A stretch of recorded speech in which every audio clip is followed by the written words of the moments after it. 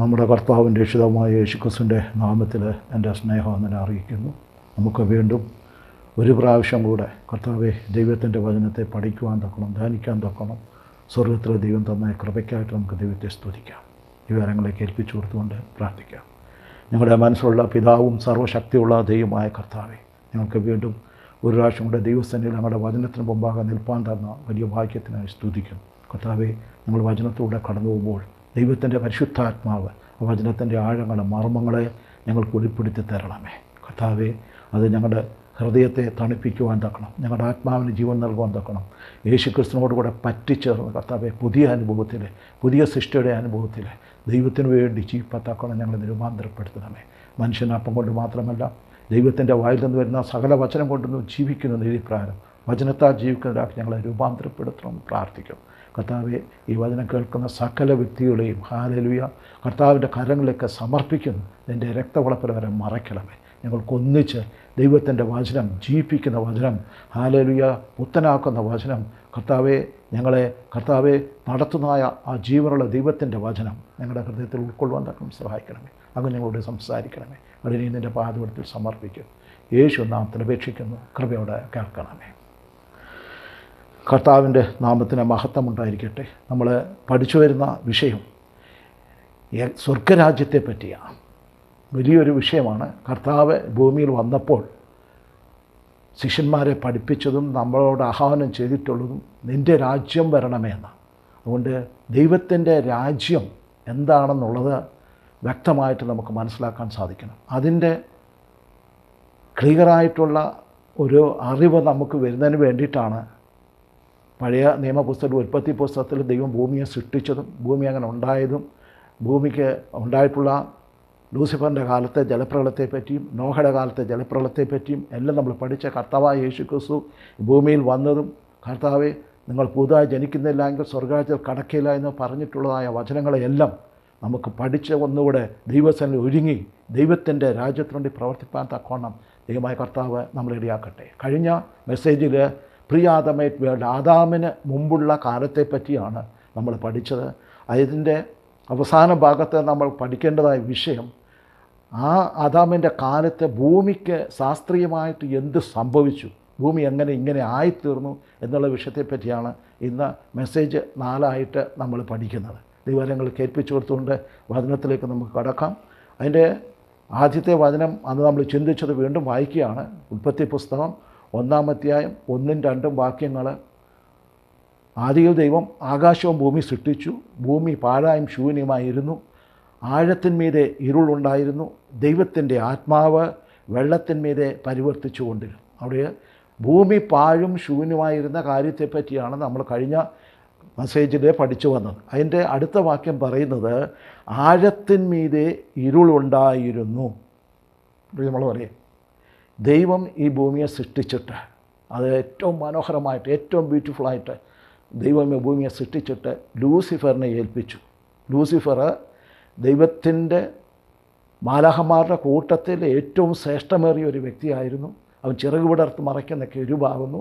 അവൻ നികളത്താൽ പാപം ചെയ്യുന്നതിന് മുമ്പ് വരെയും ദൈവത്തിൻ്റെ പരിശുദ്ധിയെ കാത്തു സൂക്ഷിച്ചുകൊണ്ട് ദൈവത്തോടുകൂടെ എല്ലാ സ്ഥലത്തും പോവുകയും ദൈവത്തെ മഹത്വപ്പെടുത്തി ജീവിക്കുന്ന വളരെ നിഷ്കളങ്കനായ നേരുള്ളവനായിട്ടുള്ള ഒരു മാലാഖയായിരുന്നു. ആ മാലാഖയെ ഭൂമി രാജ്യത്തെ മുഴുവനും ഭരിക്കുവാൻ വേണ്ടിയിട്ട് യഹോവ ദൈവം ഈ ലൂസിഫറിൻ്റെ കരങ്ങളിലേക്ക് ഈ ഭൂമിയെ ഏൽപ്പിച്ചു. അങ്ങനെ നീണ്ട വർഷങ്ങൾ ഒരു കുഴപ്പവുമില്ലാതെ വളരെ സന്തോഷത്തോടുകൂടി ഈ ഭൂമിയെ ലൂസിഫർ ഭരിച്ച് നടത്തിക്കൊണ്ട് പോയിക്കൊണ്ടിരുന്നു. പ്രിയമുള്ളവരെ, അങ്ങനെ പോയിക്കൊണ്ടിരുന്ന സമയത്ത് ഭൂമിയിൽ ലൂസിഫറിന് കൂടെയുള്ള ഒരു കൂട്ടം ദൂതഗണങ്ങളെല്ലാം ഉണ്ട്. അവർ സ്വർഗത്തിൽ കയറുകയും വരികയും ചെയ്യുന്നു. ഭൂമിയിലെ എല്ലാ കാര്യങ്ങളും നടത്തിക്കൊണ്ടിരുന്നു. ഭൂമിയിൽ മനുഷ്യരുണ്ടായിരുന്നു, അതെല്ലാം നമ്മൾ കണ്ടു കഴിഞ്ഞതാണ്. ഭൂമിയിൽ പട്ടണങ്ങളുണ്ടായിരുന്നു, നഗരങ്ങളുണ്ടായിരുന്നു. ഭൂമി വളരെ മനോഹരമായിട്ട് ഏറ്റവും ബെസ്റ്റായിട്ട് പോയിക്കൊണ്ട സമയത്തിൽ ലൂസിഫറിൻ്റെ ഹൃദയത്തിൽ തോന്നി, ഈ ദൈവത്തിൻ്റെ സിംഹാസനത്തിൽ ഇരുന്നാൽ എങ്ങനെ ആയിരിക്കും, ഈ ഭൂമി രാജ്യം മാത്രമല്ല ഈ പ്രപഞ്ചം മുഴുവനും തൻ്റെ കാൽക്കീഴിലായാൽ എങ്ങനെ ആയിരിക്കുമെന്ന് അറിഞ്ഞിട്ട് നമ്മൾ യെശയ്യാവിൻ്റെ പ്രവചന പുസ്തകം 14-ാം അധ്യായത്തിൽ 11 മുതൽ ഉള്ള വാക്യങ്ങളിൽ, മെഗസ്കേലിൻ്റെ പ്രവചന പുസ്തകം 28-ാം അധ്യായത്തിൻ്റെ 11 മുതൽ 18 വരെയുള്ള വാക്യങ്ങളും നമ്മൾ കഴിഞ്ഞ പ്രാവശ്യം നമ്മൾ ചിന്തിച്ചതാണ്. അതിലെല്ലാം എഴുതിയിരിക്കുന്നത് അത്ര മനോഹരമായിട്ട് ജീവിച്ചു കൊണ്ടിരുന്ന ആ ഭൂമിയിൽ നിന്ന്, സ്വർഗത്തിൽ നിന്ന് ലൂസിഫറിനെ യഹോവ ദൈവം തള്ളി താഴെയിട്ടു. ലൂക്കോസിൻ്റെ സുവിശേഷം 10-ാം അധ്യായം 18-ാം വാക്യത്തിൽ നമ്മൾ കാണുന്നത്, സാത്താൻ മിന്നൽ പോലെ നിലത്ത് വീഴുന്നത് കണ്ടു. വിത്തിൻ സെക്കൻഡ് കൊണ്ട് സ്വർഗത്തിൽ നിന്ന് ലൂസിഫറിനെയും അവൻ്റെ കൂടെയുള്ള ദൂതഗണങ്ങളെയും യഹോവ ദൈവം സ്വർഗത്തിനടിച്ച് ഭൂമിയിലേക്ക് ഇട്ടു. എന്നിട്ട് ഫസ്റ്റ് ഉണ്ടായ ഒരു വിഷയം എന്താണെന്ന് വെച്ചാൽ, ആഴത്തിന്മീതെ ഇരുളുണ്ടായിരുന്നു. സൂര്യൻ്റെ വെളിച്ചം ഫസ്റ്റ് നിന്നുപോയി. നമ്മൾ യിരെമ്യാവിൻ്റെ പുസ്തകം 4-ാം അധ്യായം 23 നമ്മൾ വായിക്കുന്നു, ഞാൻ ഭൂമിയെ നോക്കി അതിനെ പാഴും ശൂന്യമായിട്ട് കണ്ടു, ഞാൻ ആകാശത്തെ നോക്കി. അവിടെ എഴുതിയിരിക്കുന്നു, അതിന് പ്രകാശമില്ലായിരുന്നു. ആദ്യം നടന്ന സംഭവം ആഴത്തിന്മീതെ ഇരുളുണ്ടായിരുന്നു. ഇവിടെ പറയുന്നു അവിടെ പ്രകാശമില്ലായിരുന്നു. ആദ്യം നഷ്ടപ്പെട്ട പ്രകാശമാണ്. പിന്നീട് നമ്മൾ കാണുന്നത് പത്രോസിൻ്റെ ലേഖനം 3-ാം അധ്യായത്തിൻ്റെ 5-ാം വാക്യം, ആകാശവും വെള്ളത്തിൽ നിന്ന് വെള്ളത്താലും ഉളവായ ഭൂമിയും പണ്ട് ദൈവത്തിൻ്റെ വചനത്താൽ ഉണ്ടായി എന്നും, എന്നിട്ട് പറയുകയാണ്, അതിനാൽ അന്നുള്ള ലോകം ജലപ്രളയത്തിൽ മുങ്ങി നശിച്ചുവെന്നും, ഇപ്പോഴത്തെ ആകാശവും ഭൂമിയും അതേ വചനത്താൽ തീക്കായി സൂക്ഷിച്ചും ന്യായവിധിയും ഭക്തികെട്ട മനുഷ്യരുടെ നാശവും സംഭവിക്കാനുള്ള ദിവസത്തിനായിട്ട് കാത്തുമിരിക്കുന്നുവെന്ന് അവർ മനസ്സോടെ മറന്നു കളയുന്നു. പ്രിയമുള്ളവരെ, അവിടെ പറയുകയാണ്, ന്യായവിധിക്കായിട്ട് സൂക്ഷിച്ച്, തീക്കായി സൂക്ഷിച്ച് ഭക്തികെട്ട മനുഷ്യരുടെ നാശവും സംഭവിക്കാനുള്ളത്. രണ്ടാമത്തെ ന്യായവിധിയെപ്പറ്റി പറയുന്നാൽ ആദ്യത്തെ ന്യായവിധിയോടെ പറയുകയാണ്, അതിനാൽ അന്നുള്ള ലോകം ജലപ്രളയത്തിൽ മുങ്ങി നശിച്ചു എന്ന്. പ്രിയമുള്ളവരെ, ആദ്യം സംഭവിച്ചത് ഈ ഭൂമിയിലേക്കുള്ള വെളിച്ചം കെടുത്തിക്കളഞ്ഞു, സൂര്യൻ മാറ്റിക്കളഞ്ഞു, സൂര്യൻ്റെ പ്രകാശം ഇല്ലായിരുന്നു എന്ന് യിരെമ്യാവിൻ്റെ 4-23 നമ്മൾ കണ്ടതാണ്. പ്രിയമുള്ളവരെ, ആ പ്രകാശമില്ലാതെ വന്നപ്പോൾ ഭൂമിയിൽ എന്താണ് സംഭവിച്ചത്? യിരെമ്യാവിൽ പറയുന്നത്, ഞാൻ നോക്കി ഒരു മനുഷ്യനെയും കണ്ടില്ല. എന്നിട്ട് അതിൻ്റെ 24 പറയുകയാണ്, അതിന് പ്രകാശമില്ലായിരുന്നു, ഞാൻ പർവ്വതത്തെ നോക്കി അവ വിറയ്ക്കുന്നത് കണ്ടു, കുന്നുകൾ വിറയ്ക്കുന്നത് കണ്ടു, കുന്നുകൾ എല്ലാം ആടിക്കൊണ്ടിരുന്നു. അപ്പം ദൈവത്തിൻ്റെ ആ തീഷ്ണമായ കോപം, പ്രിയമുള്ളവരെ, ഈ ലൂസിഫർ ദൈവത്തോട് മത്സരിച്ച് ഈ ഭൂമി രാജ്യവും ഈ പ്രപഞ്ചവും തൻ്റെ കാർക്കീലാക്കണമെന്ന് ആഗ്രഹിച്ചപ്പോൾ അത് അറിഞ്ഞ യഹോവയായ ദൈവത്തിൻ്റെ ഉഗ്രകോപം, പ്രിയമുള്ളവരെ, ആ ഫസ്റ്റ് വെളിച്ചമില്ലാതെ അതിനുശേഷം ഈ ഭൂമിയെ മുഴുവനും കീഴ്മേൽ മറിക്കത്തക്കൊണ്ട് അവിടെ എഴുതിയിരിക്കുന്നത്, അതിന് പ്രകാശമില്ലായിരുന്നു, ഞാൻ പർവ്വതങ്ങളെ നോക്കി അവ വിറയ്ക്കുന്നത് കണ്ടു, കുന്നുകളെ നോക്കി അവ എല്ലാം ആടിക്കൊണ്ടിരിക്കുന്നു. പർവ്വതങ്ങളും കുന്നുകളും എല്ലാം കംപ്ലീറ്റ് ഒരു വലിയ കലാമിറ്റി ഉണ്ടാകുകയാണ്. ഭയങ്കരമായിട്ട് ഈ ഭൂമി മുഴുവനും കീഴ്മേൽ മറിച്ച് ഭൂമിയുടെ ഉള്ളിൽ അന്ന് ജീവിച്ചിരുന്ന മനുഷ്യരും അന്ന് ജീവിച്ചുകൊണ്ടിരുന്ന മൃഗങ്ങളെയും സകലത്തെയും നശിപ്പിച്ച് ഭൂമിക്കുള്ളിൽ മൂടിത്തക്കവണ്ണം കംപ്ലീറ്റായിട്ട് കീഴ്മേൽ മറിച്ച വലിയ ഒരു ഭൂകമ്പത്താൽ ഭയങ്കരമായിട്ടുള്ള ഒരു നാശമാണ് അന്നുണ്ടായിരുന്നത്. കംപ്ലീറ്റ് ആ കീഴ്മേൽ മറിച്ചു, ഒന്നുമില്ല, കംപ്ലീറ്റ് നിറച്ചു. പ്രകാശമില്ലാതെ വരുമ്പോൾ എന്താ സംഭവിക്കുന്നത് നമുക്കറിയാം. പ്രകാശമില്ലാതിരുന്നാൽ ഇപ്പോൾ ഇന്ന് നമ്മൾ കാണാം, നമ്മുടെ സൂര്യൻ ഇന്ന് പ്രഭാതത്തിൽ എഴുന്നേറ്റപ്പോൾ സൂര്യൻ ഉദിക്കുന്നില്ല. പ്രിയമുള്ളവരെ, ഒരു 8 മിനിറ്റ് കഴിയുമ്പോൾ ഭൂമി തണുത്തുറയ്ക്കാൻ തുടങ്ങും. 8 മിനിറ്റ് കൊണ്ട് പ്രകാശത്തിൻ്റെ രശ്മി ഭൂമിയിലെത്തുന്നത് നിൽക്കും. നമുക്ക് മാക്സിമം കൂടി വന്നാൽ ഒരാഴ്ച സൂര്യൻ്റെ പ്രകാശമില്ലാതെ ഭൂമി ജീവിക്കാൻ പറ്റും. പിന്നെ കംപ്ലീറ്റായിട്ട് -400°C ഈ ഭൂമി പോകും, തണുത്തുറച്ച് കട്ടിയായിട്ട് പോകും. ഒരു ജീവജാലങ്ങളും ഈ ഭൂമി ജീവിക്കാൻ പറ്റത്തില്ല. കാരണം സകലം നടക്കുന്നത് സൂര്യപ്രകാശത്തിൻ്റെ രശ്മി അടിച്ചിട്ട് ഇലകളും മൃഗങ്ങളും സകലതും, ഇലകളിലൊക്കെ സൂര്യപ്രകാശം അടിക്കുമ്പോൾ ഫോട്ടോസിന്തസിസ് എന്ന് പറയും. ആ ഫോട്ടോസിന്തസിസ് കൂടിയാണ് ഇലകളിലെല്ലാം അതിൻ്റെ ഭക്ഷണം പാചകം ചെയ്ത് അതിന് ഓരോന്നും ജീവൻ കൊടുക്കുന്നത്. അതോടുകൂടെ തന്നെ സകല ജീവജാലങ്ങളും ജീവിക്കുന്നത് സൂര്യപ്രകാശത്തിലാണ്. അപ്പോൾ സകലത്തിനും എനർജി ലഭിക്കുന്നതും അതിൻ്റെ ജീവൻ നിലനിൽക്കുന്നതും സൂര്യപ്രകാശത്തിലാണ്. അതിനോടുകൂടെ ചേർന്ന് ഓക്സിജനും കംപ്ലീറ്റ്. അപ്പോൾ സൂര്യപ്രകാശം നിന്ന് പോകുമ്പോൾ കംപ്ലീറ്റ് ജീവജാലങ്ങളും നിർജീവമായി പോകും, ഒന്നും കാണത്തില്ല, കംപ്ലീറ്റായിട്ട് നശിച്ചു പോകും. പ്രിയമുള്ളവരെ, നമ്മൾ ശാസ്ത്രീയമായിട്ട് ഇത് മുഴുവനും നോക്കി പഠിച്ചു വരുമ്പോൾ ഇന്നത്തെ സയൻറ്റിഫിക് ആർട്ടിക് റീജിയനിലും മറ്റുമൊക്കെയും അവരത് ഗവേഷണം ചെയ്ത് എടുത്തപ്പോൾ അന്ന് ഈ ലൂസിഫറിൻ്റെ കാലത്തെ ജലപ്രളയത്തിൽ ഭൂമിയിൽ എന്ത് സംഭവിച്ചോ ആ സംഭവിച്ച മുഴുവൻ കാര്യങ്ങളും അതേ രീതിയിൽ തന്നെ ഭൂമിയുടെ ഉള്ളിൽ അവർ ആർട്ടിക് റീജിയനിൽ എടുത്തിരിക്കുന്ന വലിയ ഫോസിലുകളും വലിയ മാമോത്ത് തുടങ്ങിയ വലിയ വന്യജീവികളും ദിനോസോസറസുള്ള മൃഗങ്ങളും അവിടെ എല്ലാം തണുത്തുറഞ്ഞ് ഭൂമിയുടെ ഉള്ളിലായിത്തീർന്നത് ഈ ലൂസിഫറിൻ്റെ കാലത്തിലെ ജലപ്രളയത്തിലാണ്. തണുത്ത് മരവിച്ച ആ മത്സ്യങ്ങളെയും ഈ വലിയ വലിയ മൃഗങ്ങളെയും ഒക്കെ എടുത്തപ്പോൾ അതിൻ്റെ വായിൽ നിന്ന് കിട്ടിയതായിട്ടുള്ള മറ്റ് മത്സ്യങ്ങളെയും മറ്റ് തിന്ന ഭക്ഷണം കഴിച്ചിരുന്ന ഇലകളും മറ്റുമൊക്കെ എടുത്തപ്പോൾ അത് അങ്ങനെ തന്നെ അതിൻ്റെ വായിൽ തന്നെയും ആമാശയത്തിൽ തന്നെയും ഉണ്ടായിരുന്നു. അതെല്ലാം അങ്ങനെ തന്നെ തണുത്തുറഞ്ഞ് കട്ടിയായിട്ട് ഭൂമിയുടെ ഉള്ളിലായി. ഇന്ന് ശാസ്ത്രജ്ഞന്മാർ അത് എടുക്കുമ്പോൾ നമുക്കത് വ്യക്തമായിട്ട് കാണാൻ സാധിക്കും. അവരുടെ ഉള്ളിൽ ഇത് ദഹിക്കാതെ അങ്ങനെ കിടക്കുന്നത് പെട്ടെന്ന് ഭയങ്കരമായിട്ടുള്ള ഒരു നാശം ഈ ഭൂമിക്ക് സംഭവിച്ചു. അങ്ങനെ സകലതും തണുത്തുറഞ്ഞ് മരവിച്ച് ദീർഘവർഷങ്ങൾ ഈ ഭൂമി അങ്ങനെ തന്നെ കിടന്നിരുന്നു.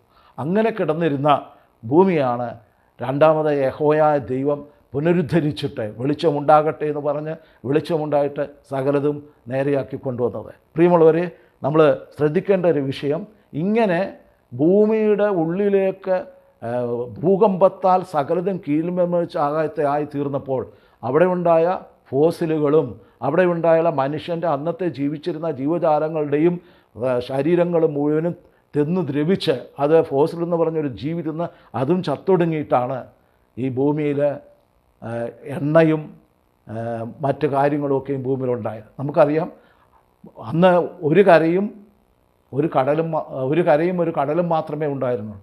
സകലം സെൻട്രൽ പ്ലേസായി ജീവിച്ചിരുന്നത്. അത് മുഴുവനും ചത്തൊടുങ്ങി ഭൂമിയുടെ ഉള്ളിൽ പോയപ്പോഴാണ് നമ്മുടെ ഗൾഫ് കൺട്രീസിൻ്റെ മധ്യഭാഗത്ത് മുഴുവനും എണ്ണയും മറ്റുമൊക്കെ നമുക്ക് കിട്ടിക്കൊണ്ടിരിക്കുന്നത്. പ്രിയമുള്ളവരെ, ഇത് കൂടാതെ നമ്മൾ ഈ അടുത്ത കാലത്ത് നമ്മൾ ശ്രദ്ധിച്ചാൽ ഈ കലാമിറ്റി ഉണ്ടായത് എങ്ങനെയാണെന്ന് മനസ്സിലാക്കാൻ സാധിക്കും. 2023 ഓഗസ്റ്റ് 24 തോന്നി ഇന്ത്യയിലെ ISROയിൽ നിന്ന് ഒരു റോക്കറ്റ് ചന്ദ്രനിലേക്ക് വിക്ഷേപിച്ചു. അതിന് ചന്ദ്രയാൻ 3 എന്നാണത് പറയുന്നത്. അതവിടെ ചന്ദ്രനിൽ ചെന്നു. അത് മനോഹരമായിട്ട് ഒരു മനുഷ്യനെയും കൊണ്ടുപോയില്ല.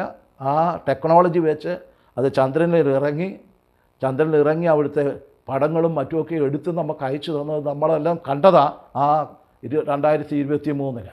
പ്രിയമുള്ളവരെ, അതിനകത്ത് നിങ്ങൾ ശ്രദ്ധിച്ചിട്ടുണ്ടെങ്കിൽ കാണാൻ സാധിക്കും. അതിനകത്ത് ചന്ദ്രൻ്റെ ചിത്രം നമ്മൾ കണ്ടാൽ അത് മുഴുവനും ഗർത്തങ്ങളായിട്ട് ഇരിക്കുന്നതായിട്ട് കാണാം. ഇപ്പോഴും നമ്മൾ ചന്ദ്രനിലേക്ക് നല്ല പൂർണ്ണ നിലാവുള്ള ചന്ദ്രനെ നമുക്ക് നോക്കുമ്പോൾ ആ ചന്ദ്രൻ മുഴുവനും അവിടെ ഇവിടെയും വലിയ വലിയ കുഴികളുള്ളതായിട്ട് നമുക്ക് കാണാൻ, വലിയ വലിയ ഗർത്തങ്ങളുള്ളതായിട്ട് കാണാൻ സാധിക്കും. ഇതെങ്ങനെ സംഭവിച്ചു എന്ന് നമ്മൾ പഠിച്ചാൽ, ശാസ്ത്രീയമായിട്ട് പഠിച്ചു വന്നാൽ, ലൂസിഫറിൻ്റെ കാലത്തെ ജലപ്രളയത്തിൽ യഹോവയുടെ ക്രോധാഗ്നിയിലാൽ ഈ സൂര്യൻ വെളിച്ചമില്ലാതായപ്പോൾ ഇതിനെ ഭൂമിയെ കീഴ്മേൽ മറിച്ചപ്പോൾ അതിൻ്റെ ചുറ്റുപാടുമുള്ള എല്ലാവിധമായിട്ടുള്ള ഗ്രഹങ്ങൾക്കും നാശം സംഭവിച്ചു. ചന്ദ്രന് ഉണ്ടായിട്ടുള്ളത് ആ രീതിയിലാണ്. ചന്ദ്രനിൽ നമ്മൾ ശ്രദ്ധിച്ചാൽ ഇവിടെ നിന്ന് ഈ സാറ്റലൈറ്റ് അവിടെ ചെന്ന് അവിടെ ലാൻഡ് ചെയ്തു. അത് കറക്റ്റ് ചന്ദ്രനിലെ ദിവസമനുസരിച്ച് ഒരു പകൽ മാത്രമേ അത് പ്രവർത്തനരഹിതമായിട്ടിരുന്നിട്ടുള്ളൂ. നമ്മൾ ഭൂമിയിൽ ഇത് നോക്കുമ്പോൾ ചന്ദ്രനിൽ ഒരു ദിവസം, അതായത് ഒരു രാത്രിയും ഒരു പകലും, മൊത്തം ഏകദേശം 28 ദിവസമാണ് ഭൂമിയിൽ. ഒരാഴ്ച സൂര്യൻ്റെ പ്രകാശം ഒരു പകൽ വന്നപ്പോൾ ഒരാഴ്ച ഈ ചന്ദ്രയാൻ അവിടെ കറക്റ്റായിട്ട് വർക്ക് ചെയ്ത് ചിത്രങ്ങൾ അയച്ചു കൊടുത്തുകൊണ്ടിരുന്നു. പകൽ തീർന്ന് രാത്രിയിലേക്ക് കയറിക്കഴിഞ്ഞപ്പോൾ ഈ ചന്ദ്രയാൻ ഡെഡായി. പിന്നീട് അടുത്ത ഒരാഴ്ച ഈ ചന്ദ്രയാൻ പ്രവർത്തിച്ചില്ല. നമ്മളത് ഉറങ്ങുകയാണെന്നുള്ള രീതിയിലൊക്കെയും വാർത്തകളൊക്കെ വന്നു. അത് ഡെഡായിട്ട് കിടന്നു. രാത്രി കഴിഞ്ഞിട്ട് വീണ്ടും അടുത്ത പ്രഭാതത്തിൽ, അതായത് മൊത്തം 28 ദിവസം കഴിഞ്ഞ ശേഷം വീണ്ടും അത് ഇതായിട്ട് പ്രവർത്തിക്കുമെന്നൊക്കെയും വിചാരിച്ച് നമ്മൾ കാത്തിരുന്നു. എന്നാൽ അത് രണ്ടാമതും ഉണ്ടായില്ല. കാരണം രാത്രിയിലേക്ക് വന്നു കഴിഞ്ഞപ്പോൾ ഒരു പകൽ കഴിഞ്ഞ് അടുത്ത പകൽ, അതായത് 7 ദിവസം കഴിഞ്ഞിട്ട് അടുത്ത 7 ദിവസം രാത്രിയിലേക്ക് വന്നു കഴിഞ്ഞപ്പോൾ അവിടുത്തെ തണുപ്പം -250 ഡിഗ്രി സെൻറ്റിഗ്രേഡാണ്. ആ 250 ഡിഗ്രി സെൻറ്റിഗ്രേഡിലായപ്പോഴത്തേക്കും ഈ ഉപകരണങ്ങളെല്ലാം തണുത്തുപോയി. പിന്നെ സൂര്യപ്രകാശം വന്നപ്പോഴത്തേക്ക് അത് വീണ്ടും പ്രവർത്തനരഹിതമായി തീരത്തക്കവണ്ണം ഇടയായില്ല. അതുകൊണ്ട് അത് അങ്ങനെ തന്നെ ഡെഡായിട്ട് പോയി. ഇന്ന് ആ ചന്ദ്രയാൻ 3 അങ്ങനെ ചന്ദ്രൻ്റെ ഉപരിതലത്തിൽ അങ്ങനെ തന്നെ കിടപ്പുണ്ട്. ഇതെല്ലാം നമുക്ക് അറിയാവുന്ന കാര്യമാണ്. പ്രിയമുള്ളവരെ, ഒരു രാത്രിയും ഒരു പകലും ചന്ദ്രനിൽ ഏകദേശം 28 ദിവസമാണ്. 14 ദിവസം പകലും 14 ദിവസം രാത്രിയുമായി തീരും. എന്നാൽ നമ്മൾ ശൂന്യാകാശത്തേക്ക് പോയി കഴിയുമ്പോൾ പല ശാസ്ത്രജ്ഞന്മാരും പല അഭിപ്രായങ്ങളാണ് പറയുന്നത്. ചിലർ പറയുന്നത് ഒരു മണിക്കൂർ എന്ന് പറയുന്നത് ശൂന്യാകാശത്ത് 0.0022 സെക്കൻഡ് എന്നാണ്. ചിലർ പറയുന്നത് ഭൂമിയിൽ ഒരു വർഷം എന്ന് പറയുന്നത്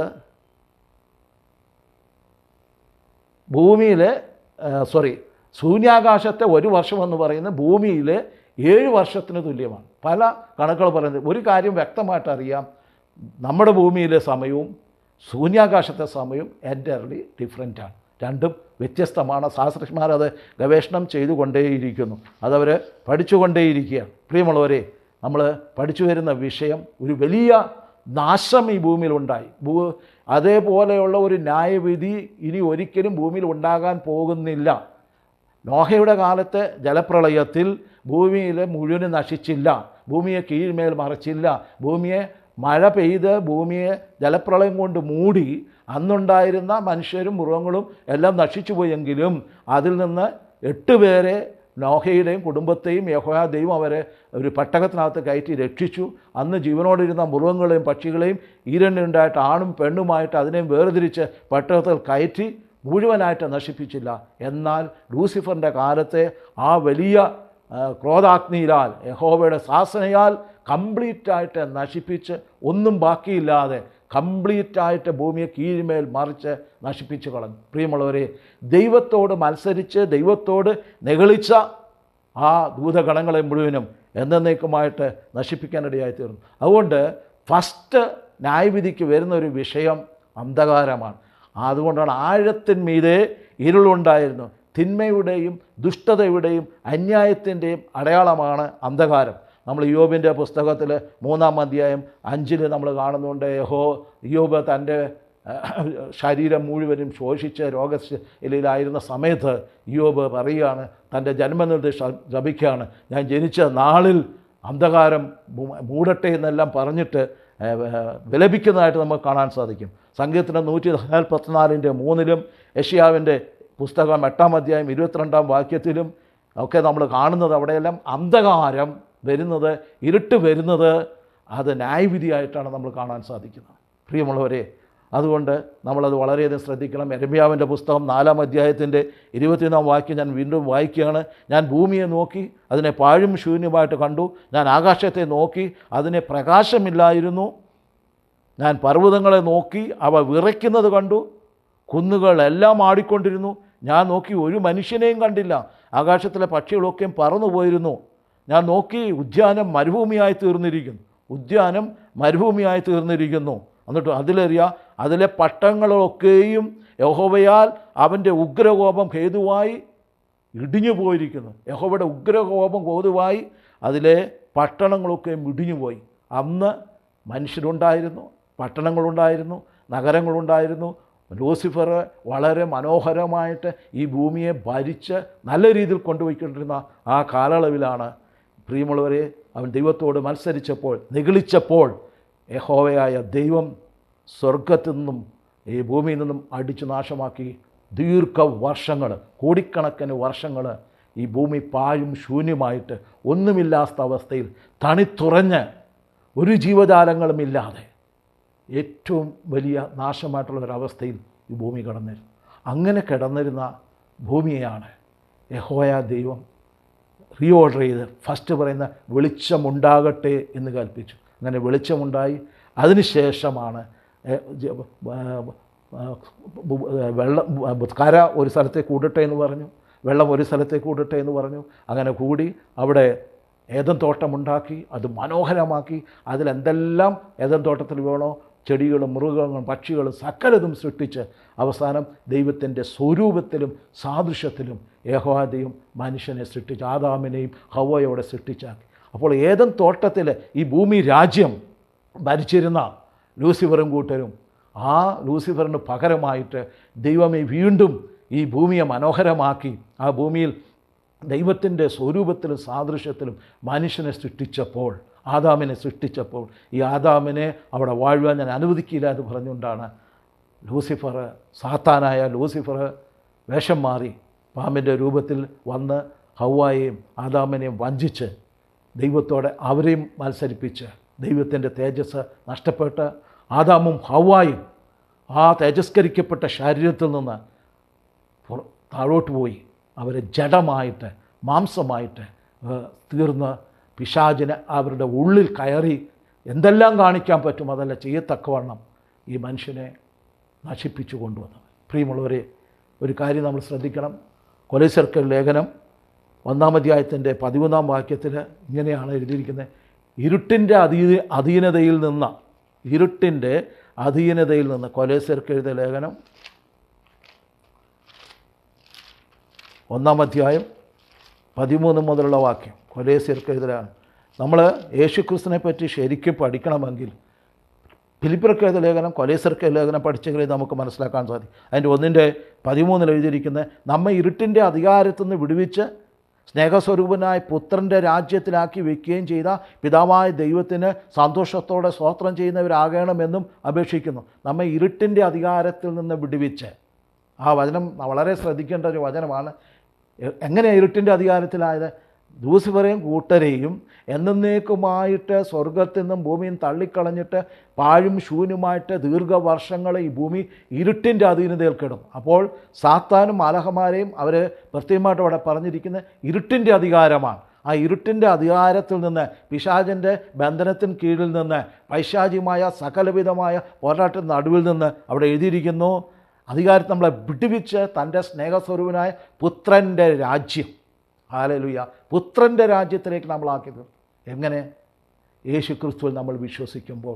കർത്താവായ യേശുക്രിസ്തു ഭൂമിയിൽ വന്ന് തൻ്റെ കാൽവറിയിലെ യാഗത്താൽ പിശാചിനെ തകർത്ത്, ഹല്ലേലൂയ, ജയിച്ച് മരിച്ച് അടക്കപ്പെട്ട് ഉയർന്നെഴുന്നേറ്റ് പാപത്തെയും മരണത്തെയും ജയിച്ച്, ഹല്ലേലൂയ, കർത്താവായ യേശുക്രിസ്തു പരിശുദ്ധാത്മാവായിട്ട് നമ്മുടെ ആത്മാവിൻ്റെ ഉള്ളിലേക്ക് ഇറങ്ങി വന്ന് നമ്മുടെ ശരീരത്തെ ദൈവത്തിൻ്റെ വാസസ്ഥലമാക്കി, ദൈവം എന്നും നമ്മളോട് ജീവിച്ചത്തക്കവണ്ണം ദൈവത്തിൻ്റെ വാസസ്ഥലമാക്കിയപ്പോൾ ഇരുട്ടിൻ്റെ അധികാരം നമ്മളെ വിടുവിച്ച് സ്നേഹസ്വരൂപനായ പുത്രൻ്റെ രാജ്യത്തിലേക്ക് നമ്മളാക്കി തീർന്നു. അപ്പോൾ ഇപ്പോൾ നമ്മൾ സ്നേഹസ്വരൂപനായ പുത്രൻ്റെ രാജ്യത്തിലാണ്.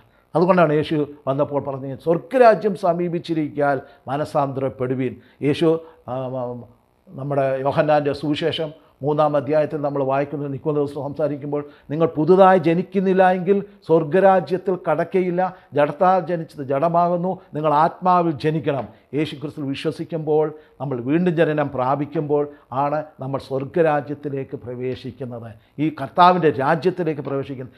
എപ്പോൾ നമ്മൾ യേശു എനിക്ക് വേണ്ടി മരിച്ചുവെന്നും ഈ അന്ധകാരത്തിൽ നിന്ന്, ഈ പൈശാചിക ശരീരത്തിൽ നിന്ന്, ഈ ജഡത്തിൻ്റെ അവസ്ഥയിൽ നിന്ന് എന്നെ വിടുവിച്ചു എന്ന് ഞാൻ വിശ്വസിക്കുമ്പോൾ, ഞാൻ യേശുവിനെ സ്നേഹിക്കുമ്പോൾ, ഞാൻ യേശുവിനായിട്ട് എന്നെ തന്നെ സമർപ്പിക്കുമ്പോൾ, ഈ പൈശാചികമായിട്ടുള്ള ലൂസിഫറിൽ കൂടെ വന്നു പോയിട്ടുള്ള നാശത്തിൽ നിന്ന് കർത്താവിനെ വിടുവിക്കത്തക്കവണ്ണം എന്നെ ഏൽപ്പിച്ചു കൊടുക്കുമ്പോൾ, കർത്താവിൽ നമ്മൾ വിശ്വസിക്കുമ്പോൾ ആ തേജസ്സിലേക്ക് നമ്മൾ എത്തിച്ചേരുകയും പിശാചിൻ്റെ സകലവിധമായ ബന്ധനത്തിൽ നമ്മൾ വിടുവിച്ച് സ്നേഹസ്വരൂപനായ പുത്രൻ്റെ രാജ്യത്തിലേക്ക് നമ്മൾ പ്രവേശിക്കുകയും ചെയ്യും. അതുകൊണ്ട് കർത്താവ് ഭൂമിയിൽ വന്നപ്പോൾ പഠിപ്പിച്ചൊരൊറ്റ വിഷയം അതാ.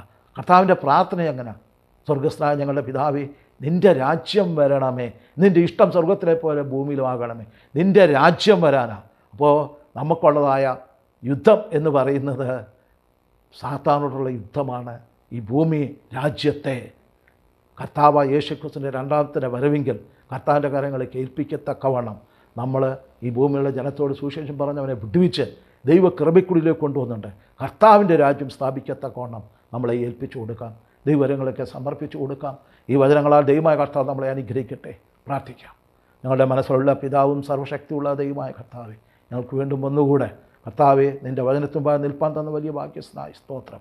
കർത്താവേ, ഈ വചനം കേൾക്കുന്നവരും ഇനി ഭാവിയിൽ ഈ വചനത്തെ കേൾക്കുന്ന സകല വ്യക്തികളെയും ദൈവത്തിൻ്റെ കരങ്ങളിലേക്ക് ഏൽപ്പിക്കുന്നു. നിൻ്റെ രക്തത്താൽ അവരെ കഴുകി വെടിപ്പാക്കി കർത്താവെ, ജീവനുള്ള ദൈവത്തിൻ്റെ മന്ദിരങ്ങളാക്കി അവരെ രൂപാന്തരപ്പെടുത്തണമേ.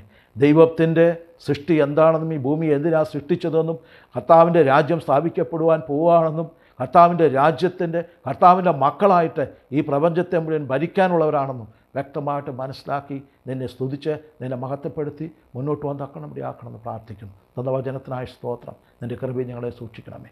യേശു നാമത്തിൽ അപേക്ഷിക്കുന്നു, കൃപയോടെ കേൾക്കണമേ. ആമേൻ.